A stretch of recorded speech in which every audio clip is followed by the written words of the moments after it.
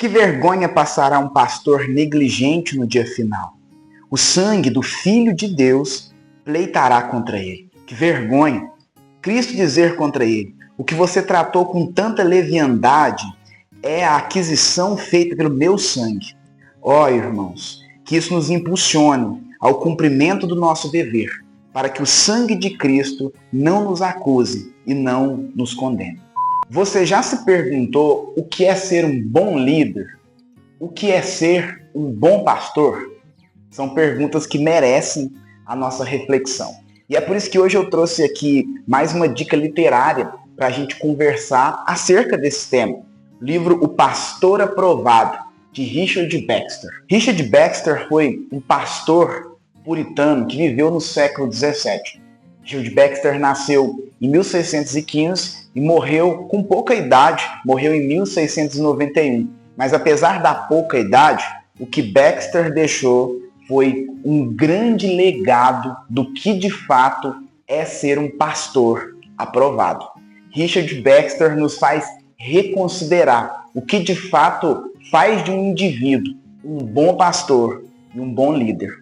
E a verdade é que até hoje, esse livro do século XVII, ele nos traz aprendizados que não podem ser negligenciados para que possamos de fato encontrar essa resposta de forma saudável. O livro O Pastor Aprovado é talvez uma das maiores obras da história da igreja sobre teologia pastoral, sobre o que é de fato ser um pastor. E ele chega até nós com as suas 230, 232 páginas, mas na verdade, quando Baxter escreveu esse livro, ele escreveu mais de 500 páginas, beirando as 600 páginas sobre o assunto. Mas na tentativa de resumir e trazer seus pontos centrais mais importantes e relevantes para os dias contemporâneos, essa obra chega até nós com menos da metade das páginas no total que Baxter ele escreveu. O livro é dividido em 3 partes e dentro dessas 3 partes tem 9 capítulos. Na primeira parte, ela traz o título de O Exame de Nossas Vidas Pessoais. Então, nesses primeiros 4 capítulos que estão dentro dessa primeira parte, Baxter ele vai tratar um pouco acerca do caráter do pastor. Depois, já na segunda parte, que é intitulada de Velando pelo Rebanho, ali você vai ter 3 capítulos.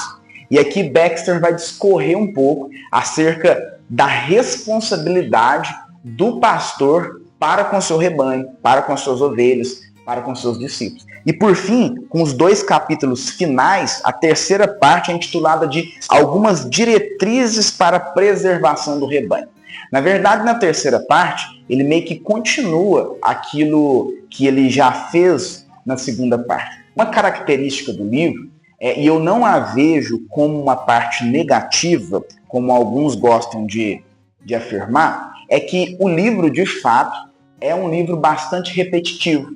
Baxter, ele repete muitos assuntos, muitas vezes com palavras e argumentos diferentes, mas ele bate de forma repetitiva nas mesmas teclas, por assim dizer. Mas eu enxergo isso como positivo porque, para a leitura, isso nos ajuda a fixar muito bem os temas centrais, os ápices centrais, os clímax centrais que o autor ele quer tratar. Então, nesse ponto, ainda que alguns enxerguem isso como algo que atrasa um pouco na leitura, eu achei extremamente didático, e se tratando de um pastor puritano como Richard Baxter, extremamente preparado, eu acredito que isso é de fato uma estratégia didática que ele usou nessa escrita. Agora, dentre esses 9 capítulos, o que o Baxter ele vai tratar?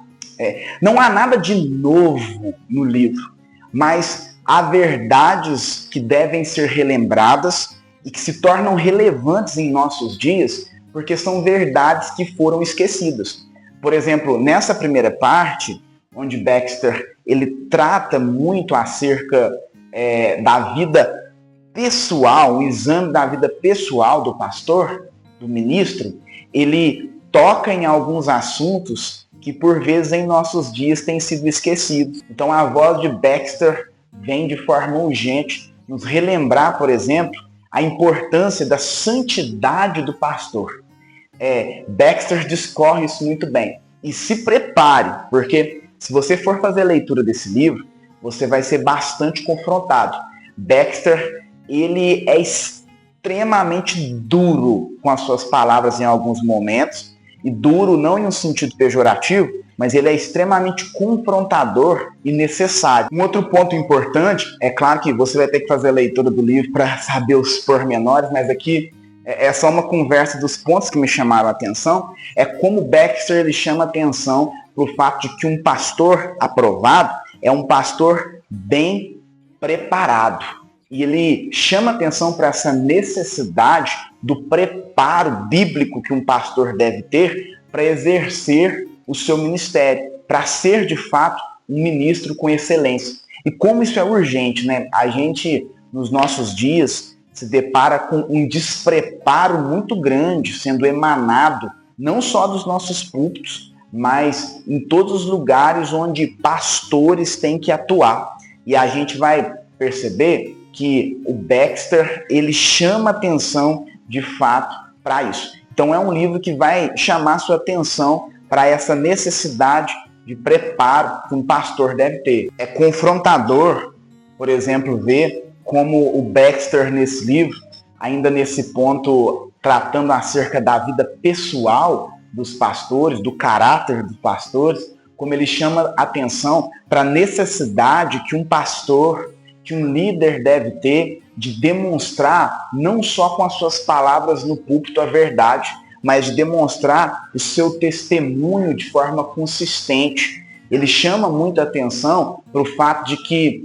as pessoas que são pastoreadas por alguém, elas não estão enxergando só um homem que está atrás de um púlpito, mas elas estão enxergando e devem enxergar esse homem que fala verdades no púlpito, fora dele, proclamando e emanando a sua verdade por meio do seu testemunho, por meio da sua vida prática. Concernente já a parte número 2, número 3 do livro, onde o Baxter, aí ele vai focar mais na questão das responsabilidades do pastor com o rebanho, na minha opinião, a parte, o clímax do livro, porque destaca algumas qualidades e algumas práticas que o Baxter tinha que são extraordinários. Como Baxter foi um pastor incansável. A primeira lição que eu tive de cara quando eu comecei a ler e perceber as práticas que Richard Baxter tinha em relação às pessoas que ele pastoreava, em relação aos seus discípulos, do seu rebanho, é aquela impressão ruim acerca dos puritanos sendo desmistificado. É fato que os puritanos, eles são conhecidos por serem homens extremamente duros, confrontadores. E de fato isso é verdade. Mas por vezes há um reducionismo sendo feito na parte do zelo, da piedade, do amor, em que esses puritanos, como Richard Baxter era um deles, eles despertavam para com aqueles que o Senhor tinha confiado debaixo do seu pastoreio. Então, foi muito desmistificado aquela impressão religiosa, aquela impressão, entre aspas, farisaica que se tem de um puritano. Porque a gente vê um homem, um homem comum, sendo um pastor comum, amando o seu povo, amando de forma piedosa a sua igreja. O Baxter tinha uma prática de um pastoreio individualizado. Junto com a sua equipe de pastores, o livro relata que eles chegavam a visitar mais de 800 famílias. E eles faziam aquilo que nos dias de hoje a gente conhece muito por discipulado, que não foi inventado nos dias de hoje, né? O discipulado é algo bíblico, mas a gente vê alguns movimentos em dias contemporâneos trazendo ênfases nesse termo. E quando a gente olha para Richard Baxter, a gente vai ver que esse homem era um homem comum, um pastor comum, e fazia questão de ser esse pastor comum, que de forma individualizada discipulava pessoas incansavelmente. As práticas pastorais de Richard Baxter ficaram famosas pela quantidade de visitas que ele fazia. E ele, de fato, discipulava os seus discípulos por meio da oralidade. Ia em cada casa de cada família que fazia parte da sua igreja e discipulava o seu rebanho por meio das escrituras, por meio do catecismo, e fazia questão de fazer isso de forma oral para perceber quais eram as dificuldades doutrinárias, as dificuldades bíblicas, as dificuldades na vida cristã daqueles que o Senhor colocou debaixo das suas mãos, confiou debaixo do seu pastoreio. E quando percebia essas deficiências, em meio a essas visitas, esse discipulado incansável, Richard Baxter ia doutrinando, ia corrigindo, ia lapidando os seus discípulos. Richard Baxter, sem dúvidas, era um homem que amava vidas, amava pessoas. Ele destaca isso muito bem no seu livro como uma característica que um pastor deve ter. Um pastor deve amar o seu rebanho, deve se sacrificar por ele, deve amar a ideia evangelística que a Bíblia tanto nos encoraja por meio dos discípulos de Cristo. Mas apesar de ser esse pastor amoroso, zeloso e piedoso, uma outra demonstração de amor e de zelo pelo seu rebanho, que é destacada por Richard Baxter no seu livro Pastor Aprovado, é a necessidade da disciplina eclesiástica. Baxter, ele é extremamente pessoal no seu livro, né? Quando você lê, você de fato imagina um homem, isso é uma imaginação hipotética minha, mas você imagina um homem extremamente enérgico, falando acerca das verdades que crê. E ele, por várias vezes, usando aquela didática repetitiva, ele por várias vezes vai tocar no ponto de como a necessidade da disciplina eclesiástica não pode ser esquecida dentro da igreja. Ele enxerga a disciplina eclesiástica como algo essencial para que uma igreja seja saudável. Como um bom puritano, o que Richard Baxter faz nesse sentido é apenas se render ao que de fato a própria palavra de Deus nos ensina nesse sentido. Então, você vai encontrar nesse livro Baxter defendendo muito bem a disciplina eclesiástica como algo fundamental para a saúde da igreja. E como isso é pontual para os nossos dias, né? Porque em nosso tempo já não se fala mais, foi excluído do meio eclesiástico essa doutrina da disciplina eclesiástica que é tão importante. E Richard Baxter vai nos ajudar, no meio da leitura desse livro, a resgatar a importância da disciplina eclesiástica. Inclusive, tem um vídeo aqui nesse canal sobre disciplina eclesiástica. Vou deixar o link aqui, assista esse vídeo.